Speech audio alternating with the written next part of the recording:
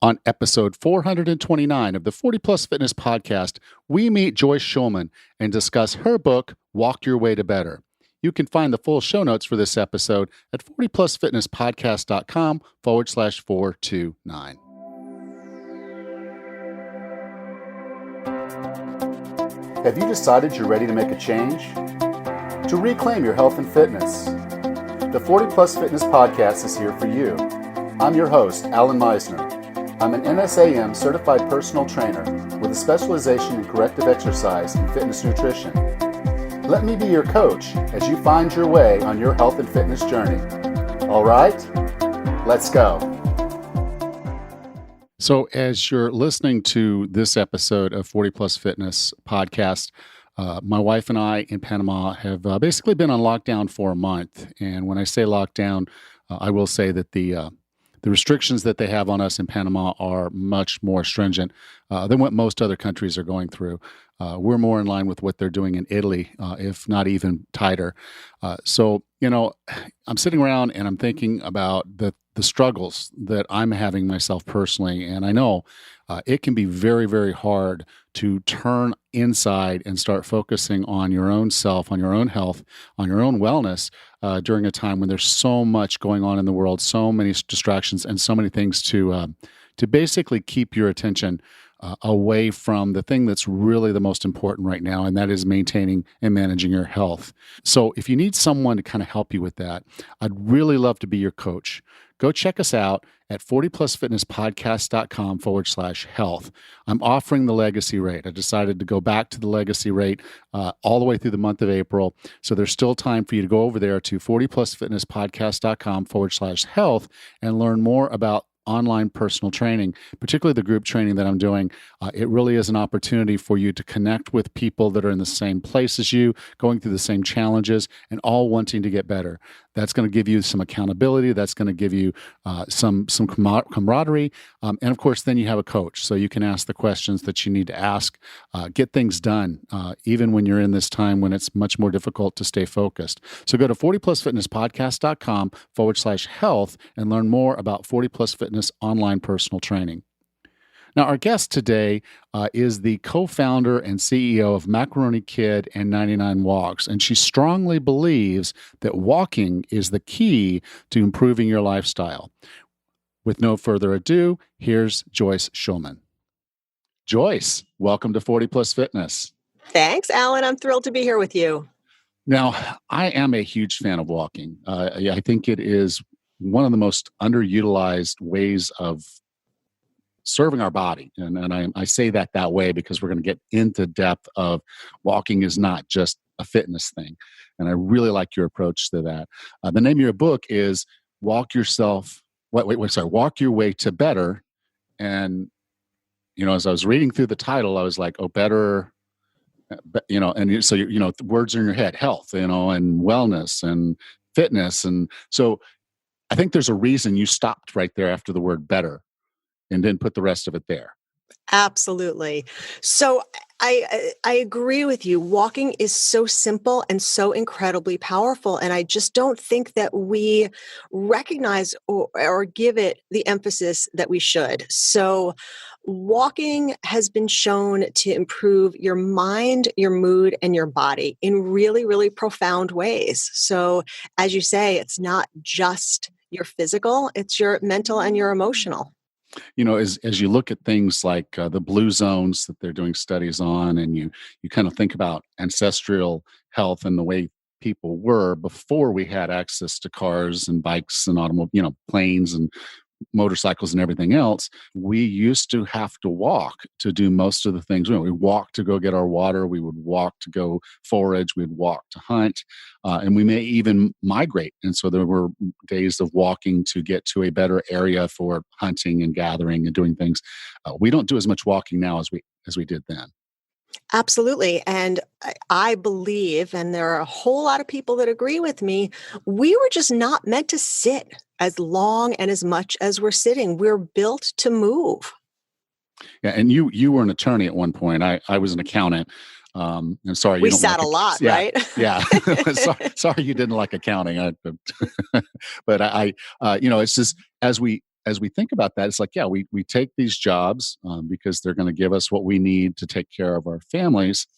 But then at the same time, we're not necessarily taking care of ourselves. Therefore, we're not in a position to always take care of our families. It's kind of a bad paradox to be in. Exactly right. So, why is walking so valuable? So there's boatloads of research on walking, on all of the benefits of walking. So I'll just hit sort of some of the top lines. When you talk about walking, and I'm going to leave the body and physical to last because while it's super important, it's not even where I want to start.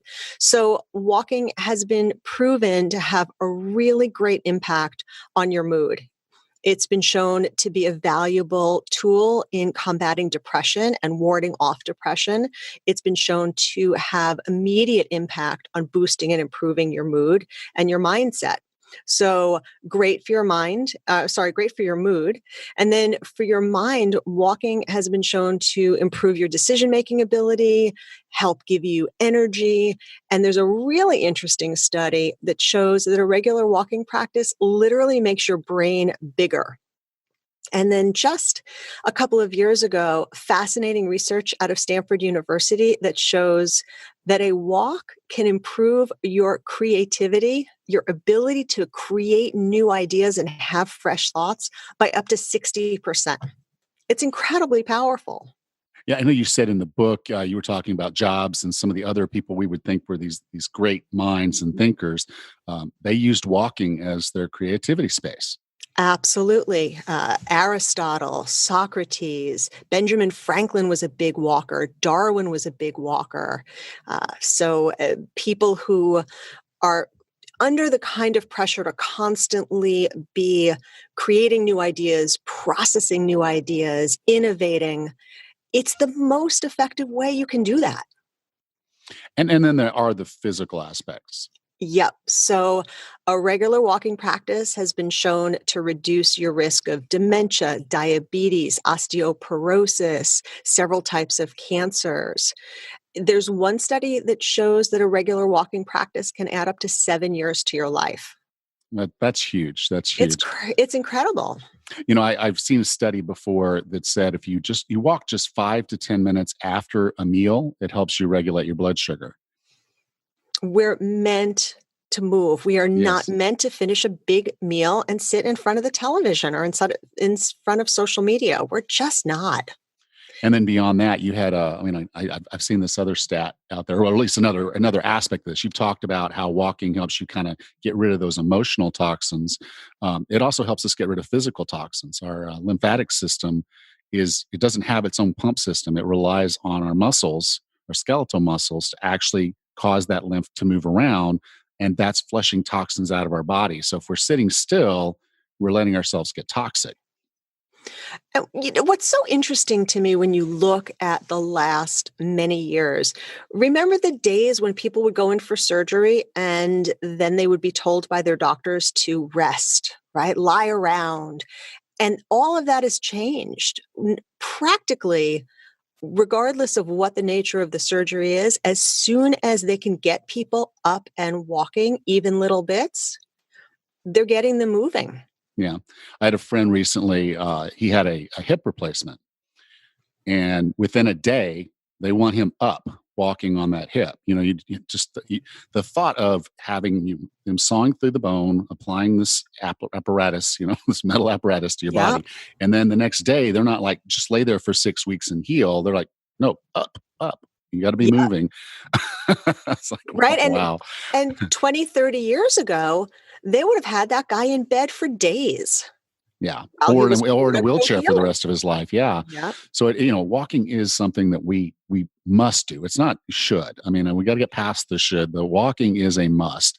But when you start this conversation of, "Okay, we've got to walk," and then someone sits here and says, "Well, this is a very busy week for me. I had to pull an extra shift. I had to, I took on extra, training time. I've got extra, interviews and things to do this week. I've got, of course, my other regular stuff that's going on, and I've got to read these 3 books." And so you kind of pile those things. You say, "Well, where am I going to fit the time to do this walking?" Why do we have difficulty with that. Whereas if you said, okay, you need to take your kid to Little League practice, that's a non-negotiable. We just do it, but we don't take the time for self-care. Why is that?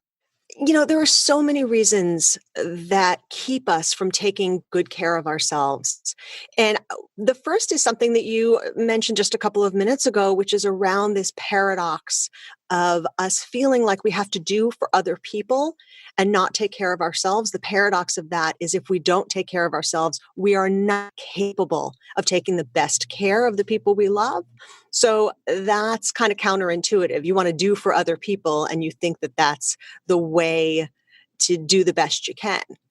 The second is we're all just too busy. We have filled our plates to overflowing, and we need to take some responsibility and some ownership around that. And it's something that I'm working on personally to really try to grab hold of my calendar on a day-to-day basis and be sure that I am not filling it with things that are just making me busy. Busy is like a badge of honor now, right? When you see somebody you haven't seen for a while and you say to them, "How are you?" The knee jerk, everybody says, "Oh, I'm so busy." And I think the last piece of it, especially for women, is we're still being sent the message that taking care of ourselves is selfish. And I just think we have to continue to work to try to change that message and change that paradigm. Yeah, I'm reading the Daily Stoic. Now I went through all of it last year. I was really proud of myself for doing that because I've had this book for over 3 years, and each year I get to a certain point and then I stop and I lose it. Last year was the first year I made it through the entire year, and I'm reading through it again this year. It's called the Daily Stoic by Ryan Holiday, and the funny thing is, yesterday's lesson was to not be busy, to be aware of where you're spending your time and what is a true obligation, and what are those things that we just put on ourselves out of guilt and other means. And that's what I really liked about the structure of your book is you break it into 99 walks, and each walk is not just a let's get out and walk today, that's your goal, and then tell me how it went. You're really diving into mindset, and one of the things that you got into there that I'd like to kind of get into after you tell me about the structure of the 99 walks and why you put it that way was the making of time. You actually have one of the walks where it's dedicated specifically to making time for this self-care. So can you talk through the walks of how you put this together and how this is helpful? And then, some of these other lessons that you think are pretty valuable for us to go as we're looking at having a walking practice. Absolutely. So the book, as you say, is broken into 99 short sections, thought starters, research, stories, all designed to give people something to contemplate, to think about, to percolate on. One of the things that I see in my own life and in the lives of my friends and the people I talk to all the time is there is a lot of really interesting information and content out there. And I think we're getting better at identifying it and reading it.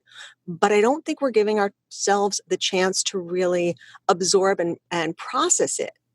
And because I know how powerful walking is for the way your mind works and the way your mood improves, and of course, all the physical, I thought, wouldn't it be amazing if I can share 99 things that I think are important for people to think about and encourage them to then take a couple of minutes to give themselves the chance to percolate and really absorb those messages.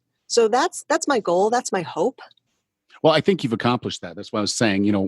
That's when I brought up the book, the Daily Stoic, is because that's kind of my daily sit down, have something to ponder, and then I'll meditate on it. I haven't turned that into a walking practice, but you got me, you got me really thinking about that. That's how I go about this. But this is a Yeah. similar structure of here's your daily lesson. You give it some thought, and I really like a lot of the things that you get into. Like I said, finding time, and then I actually. I quoted a quote out of you. Let me look it up real quick. I've got it. I put it on my Facebook page because Facebook group because it was kind of one of those things as I was reading it. I'm like, somebody needs to hear this today. I know someone needs to hear this today, and Oh, that makes me and happy. it was Thank you. you deserve your dreams, and You deserve you your deserve your dreams. dreams, and so that was one of the lessons as you're kind of going through is have big dreams and then realize you deserve them and should still be working toward them. You just can never give up. You can't abandon your dreams. You can't abandon your sense of self. But I do want to talk for a minute. Let's circle back and talk a little bit about making time. Yes. Can we dig into that a little Oh, bit? absolutely. Please. So I do talk about that because a fair bit in the book, in a couple of different contexts, even because we are all so busy that we think we don't have time. And a lot of people refer to it as finding time. How am I going to find time for the things that are important? And the first thing I always say to people is it's not about finding time, it's about making time. It's about saying, this is important for me. Therefore, it's important for my family if you need that to encourage you to actually take those steps forward. And then you have to make the time. So one of the stories I tell, and I don't want to belabor it, but my daughter was doing gymnastics. And I would go, and she really wanted me to watch her entire class. And I thought, this is being a good mom. I'm going to sit and I'm going to watch and I'm going to support her.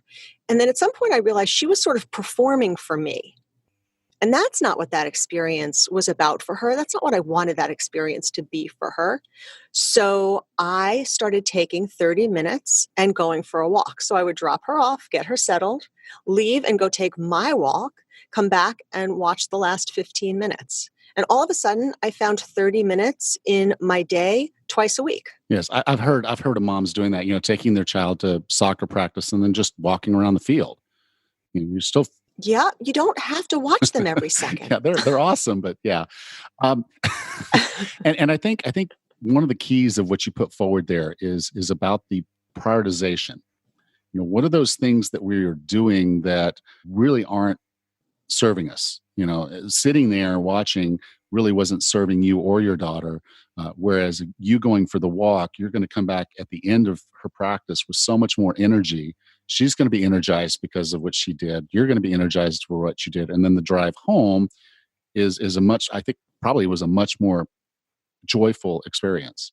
Absolutely. Absolutely. Because to your point earlier, you are better able to show up for the people you love when you are in a better space, when you are taking care of yourself. And that's one of the things I really like about the 99 walks. And each one is you're going through, you're sharing a lot of personal stories, yourself and your stories included.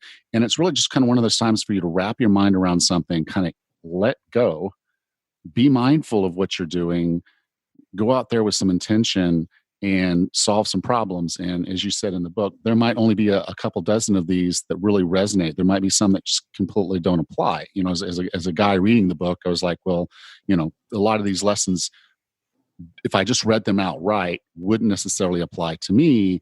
But if I think about what the underlying purpose of that discussion is about, it applies to all of us at some point. For sure. We're all suffering from decision fatigue, even if we don't know it. We all need to be mindful of the people we're surrounding ourselves with. We all have to be intentional about how we're spending our time. So much. Now, you've put together this organization. It's called 99 Walks. And I went to the website. It's actually really cool. You're doing monthly challenges. You're building community, and in a lot of sense, it's more than getting people to walk more. I mean, that's awesome. But it's about connection. It's about eliminating some of the isolation and loneliness we have. You might have 1,000 friends on Facebook or Instagram, but you still can feel very lonely. Can you talk about what your organization 99 Walks is doing and how it's put together and how it's benefiting people? Yeah, you're so right about the loneliness piece. We have some proprietary research that 73% of American women experience loneliness. And that dovetails with some national research around both women and men who put that number right about 70%. So there really is a loneliness crisis going on, a very quiet crisis going on in this country because people don't want to talk about that. People don't want to raise their hand and say, I'm lonely, because it makes you feel bad. It's something people are super self-conscious about, but the reality is most people are wrestling with that. So I thought, if we can create community and encourage people to get out and move in what is this incredibly simple but effective and powerful way. Just by lacing up your sneakers and walking out the door, we could really start to effectuate change. So 99 Walks is a movement we are very focused on women in 99 Walks. So our mission is to get 1 million women walking. And we do that with a wonderful walk tracker and these monthly challenges. And we reward our members with what we call wearable inspiration, which is a tangible reminder of the goals that you've accomplished at the end of the month, and building this very powerful, supportive, and wonderful community. And along the way, we're trying to educate people as well. Yeah, and I think that's one of the key things here is this is about being, kind of a healthier, better, happier person, not because you're out there, speed walking for 3 hours, but you're just getting out and you're in a community, whether you're walking particularly with people around you in your local area or, virtually by having friends online that are going through similar things. It's just getting out for that, that 5, 10, 15, maybe 30 minutes each day as a part of, or at least several times during the month as you set your goals, to just be trying to do that for yourself, that self-care that we struggle with. It's always, and you know this from the fitness world, it always starts with the mindset and the mood. Because when people start moving, you don't see physical changes or physical benefits for some period of time, if that's your goal. But if you're really tapped in and paying attention to how you feel and how your brain is working, you'll realize that you feel better from day one of getting yourself moving. I assume you've seen this with clients and with other people, right? Oh yeah, yeah. I have some clients here that prior to working with me had like zero exercise at all. They might walk around a little bit here over around town, but really not a lot. And you get them into a program, and the first day they're just dead on their feet. They're struggling to do any of the exercises, and then you're sitting with them, a month later, and they're pumping out reps. They're not getting winded. They're smiling while they're doing some of the work. They're joking while we're going through some of the exercises. And so there is this kind of boost, and it's not just a physical thing. It's really this emotional. They leave feeling better, not just about themselves, but just feeling better in general. There's just a wellness that comes out of movement that's just really hard to explain until you've experienced it. Exactly. And that's exactly it. And then with 99 Walks, my hope is that we can encourage people who haven't had that feeling, who don't know how much better they can feel simply by moving their body and connecting with other people. And so start with the first walk. Let's just get that first one done. But by the time you get the 99 walks in, I do believe that they're going to see some exceptional change in their lives from a mental perspective and a physical perspective. I define wellness as being the healthiest, fittest, and happiest you can be. What are 3 strategies or tactics to get and stay well? Oh, just 3? We have to start somewhere and then we can add on later. But yeah, just 3, please. Uh, the first, and forgive me because I'm repeating myself and I'm repeating what we've been talking about, but it's being willing to invest in yourself. And that means investing the time and making your wellness in that broad definition a priority. And the second, I think, is being willing to do the work. One of the things that I've come to really accept in my life over the last many years of hard work is that everything takes work, whether it's happiness. People think that happiness is a destination and you can get there and you can just hang out. But the truth is, happiness takes ongoing, consistent work to do the things that lead to happiness. Fitness, wellness, those things take work. It's a lot easier to pick up the fast food than it is to go home and wash the kale. It just takes work. And the third is, and this is really important, is surrounding yourself with people who are like-minded in that way. I have a section in the book called People Are Like Bananas, which is one of my favorite expressions, but it goes to the fact that you will inevitably take on some of the characteristics of the people with whom you surround yourself. So if you are surrounding yourself with people who don't take care of themselves, with people who are not happy, with people who don't prioritize wellness, you're going to take on some of those characteristics to your own detriment. Well, thank you, Joyce. If someone wanted to learn more about you, learn more about the book, and what you're doing over at 99 Walks, where would you like me to send them? Well, the book is available on Amazon, so you can just head over to Amazon and search Walk Your Way to Better. I am available on social media on all the channels at Joyce R. Shulman. And to learn more about 99 Walks and our movement, you can find us online at 99walks.fit. And the 99 Walks app is available both Amazon and Android. So they can get the book, they can contact a local friend and say, "Hey friend, I bought you a copy too. We're going to do this." And when they get their book, they can start their 99 walks. So Joyce, thank you so much for being a part of 40 Plus Fitness. If you guys want to get the links, you can go to 40plusfitnesspodcast.com/429. So Joyce, I'm sorry. Thank you so much for being a part of 40 Plus Fitness. Absolutely my pleasure, Alan. Thanks so much.